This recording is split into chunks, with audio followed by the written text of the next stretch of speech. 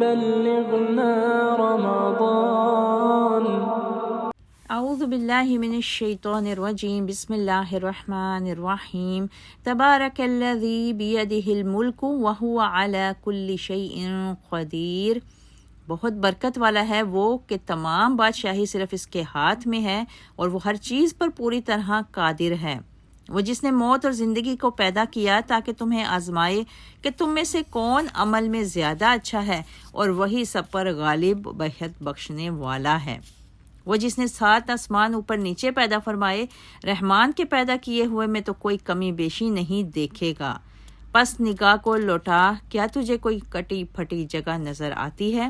پھر بار بار نگاہ لوٹا، نظر ناکام ہو کر تیری طرف پلٹ آئے گی اور وہ تھکی ہوئی ہوگی. السلام علیکم ورحمۃ اللہ وبرکاتہ. دورہ قرآن میں آج ہم 29ویں پارے کا مطالعہ کریں گے، اور 29ویں پارے کے آغاز میں سورہ ملک ہے. یہ بڑی بلند مرتبت صورت ہے. احادیث نبویہ میں اس سورہ کے متعدد فضائل مروی ہیں. مثلا سورہ ملک کی روزانہ تلاوت عذاب قبر سے محفوظ رکھتی ہے. حضرت عبداللہ بن مسعود رضی اللہ تعالیٰ عنہ کہتے ہیں کہ نبی کریم صلی اللہ علیہ وسلم کا ارشاد گرامی ہے، سورہ ملک عذاب قبر سے رکاوٹ ہے. سورہ ملک قیامت کے روز اپنے پڑھنے والوں کے لیے سفارش کرے گی.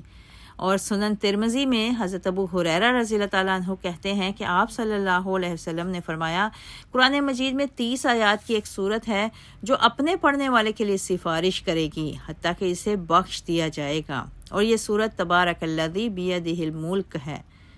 نبی کریم صلی اللہ علیہ وسلم کی ایک اور حدیث میں آتا ہے کہ سورت ملک اپنے پڑھنے والے کی مغفرت کے لیے قیامت کے روز اللہ تعالیٰ سے جھگڑا کرے گی تو اسے جہنم سے نکال کر جنت میں داخل کر دیا جائے گا.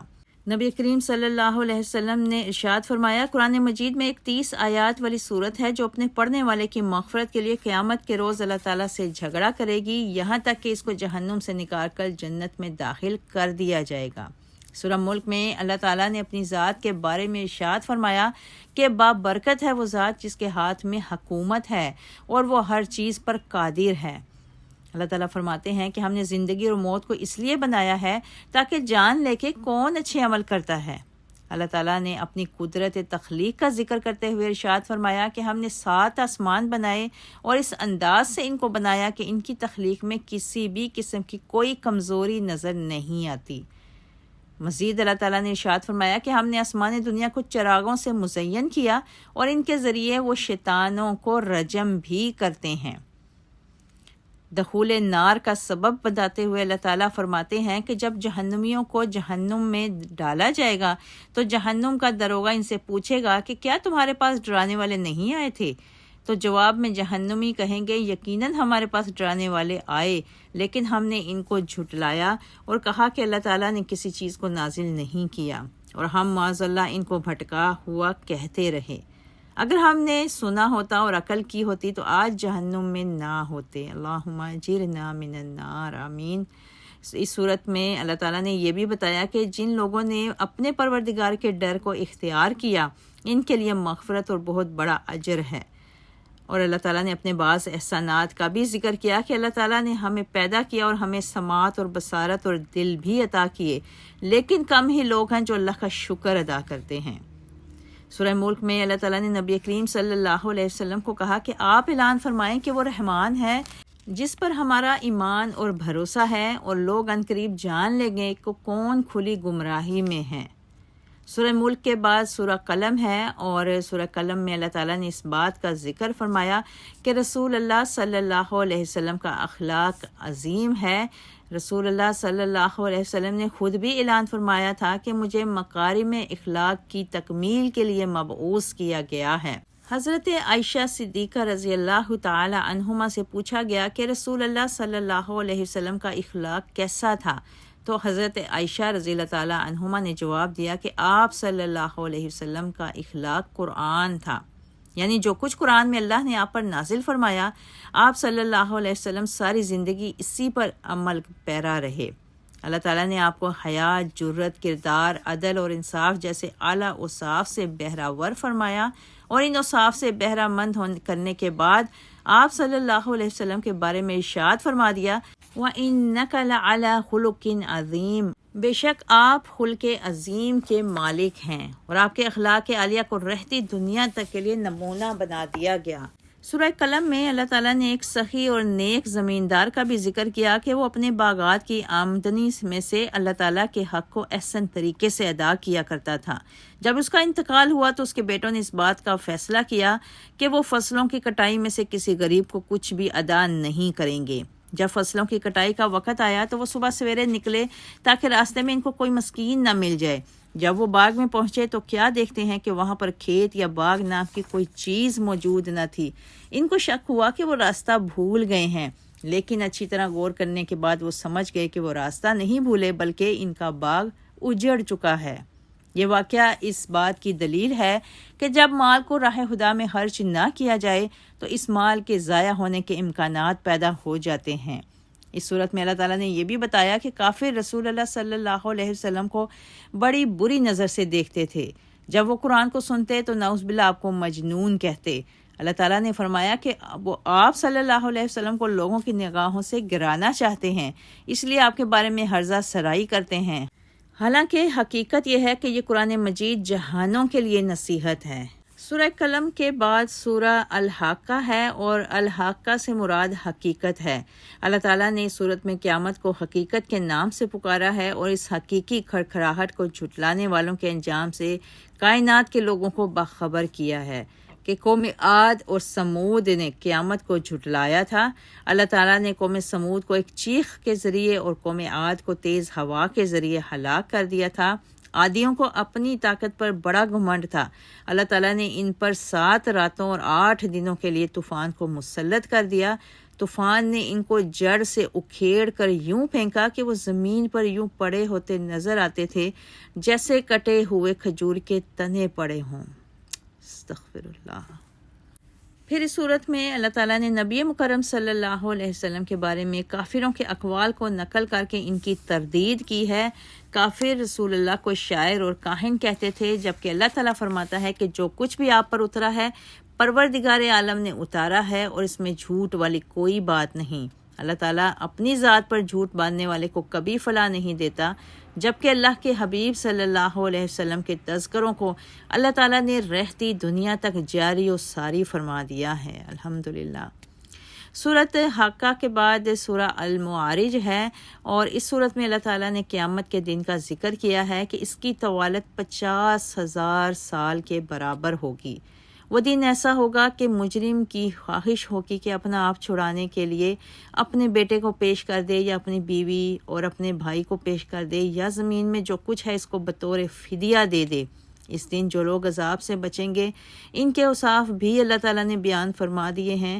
یہ وہ لوگ ہوں گے جو اپنی پاک دامنی کا تحفظ کرنے والے ہوں گے۔ یہ لوگ امانتوں اور وعدوں کی پاسداری کرنے والے ہوں گے۔ یہ لوگ حق کی گواہی پر قائم رہنے والے ہوں گے اور نماز کی حفاظت کرنے والے ہوں گے، اور یہی لوگ جنتوں کے حقدار ٹھہریں گے۔ اللہم انا اسألک جنت الفردوس واعوذ بک من النار، آمین۔ اور سورۃ معارج کے بعد سورہ نوح ہے۔ سورہ نوح میں اللہ تعالیٰ نے جناب نوح علیہ السلام کی دین کے لیے محنت کا ذکر کیا کہ سیدنا نوح علیہ السلام 950 برس تک اپنی قوم کے لوگوں کو توحید کی دعوت دیتے رہے۔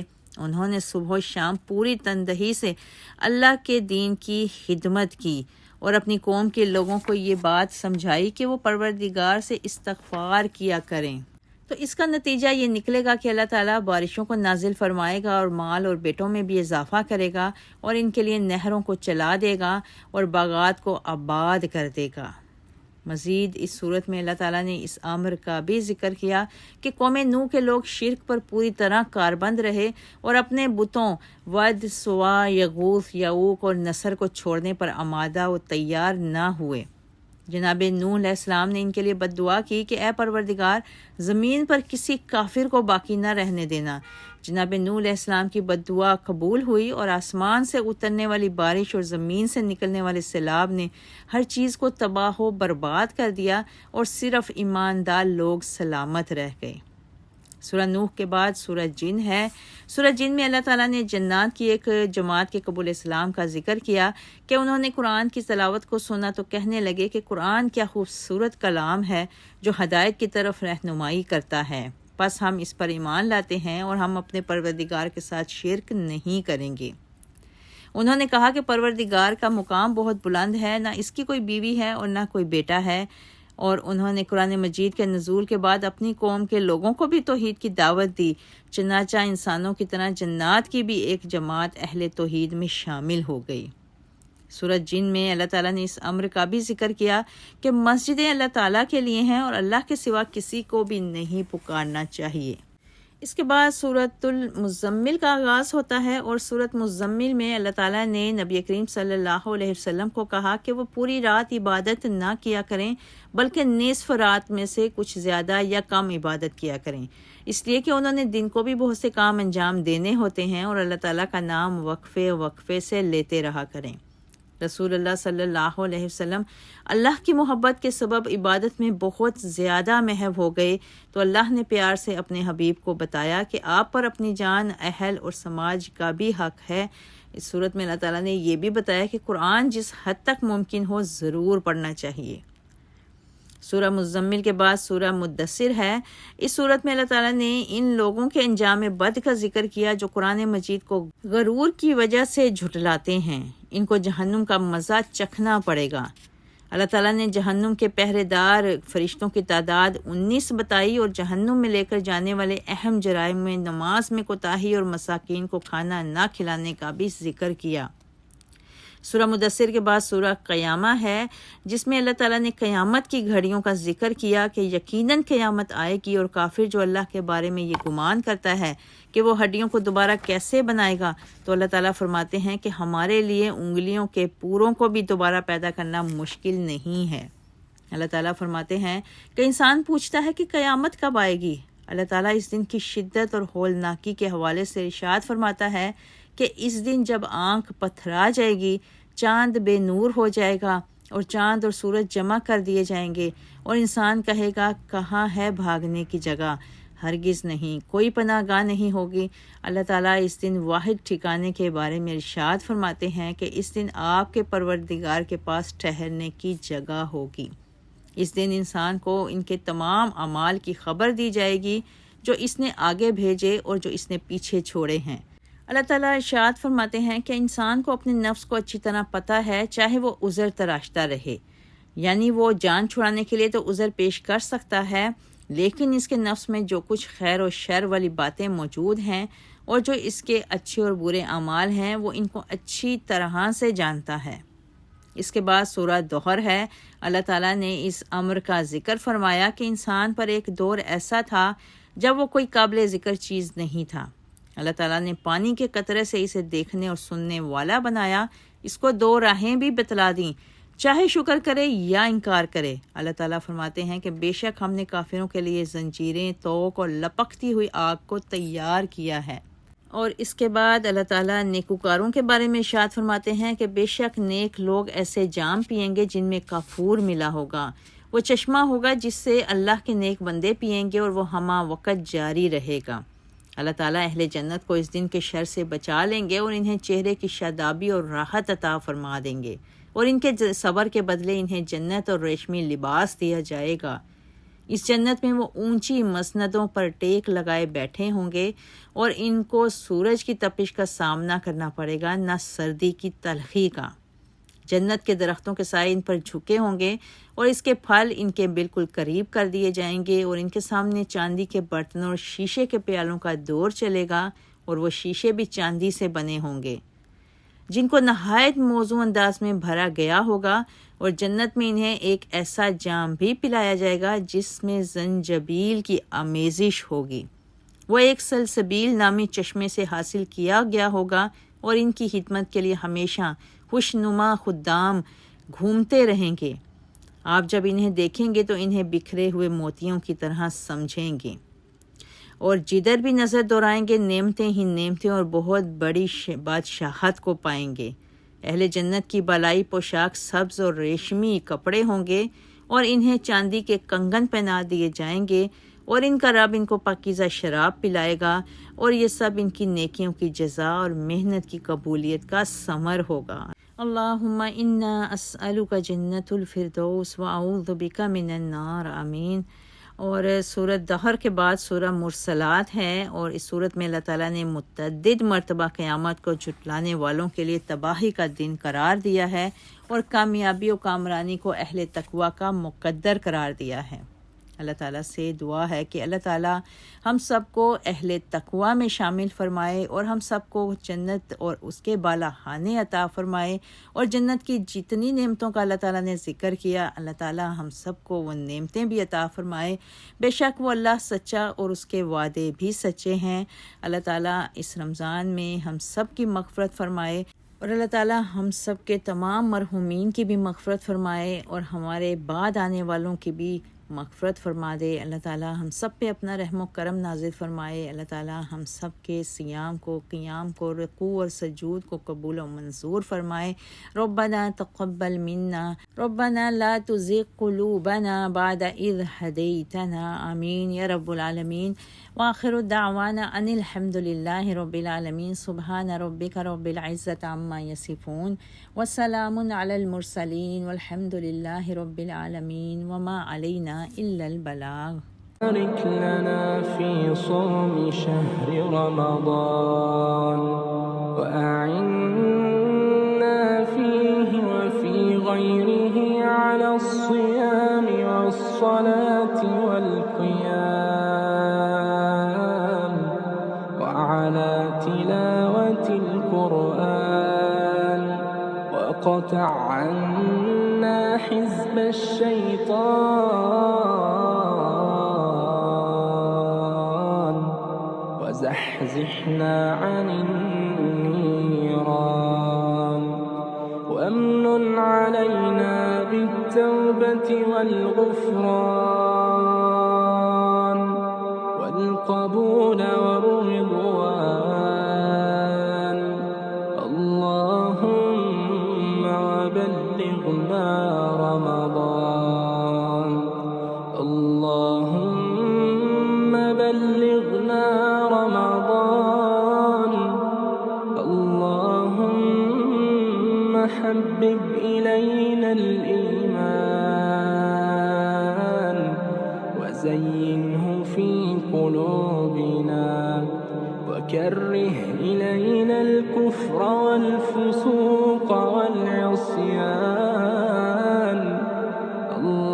اللهم أسكننا الجنان وزوجنا من الحور العين الحسان وآتنا من كل فاكهة زوجان في دارك دار السلام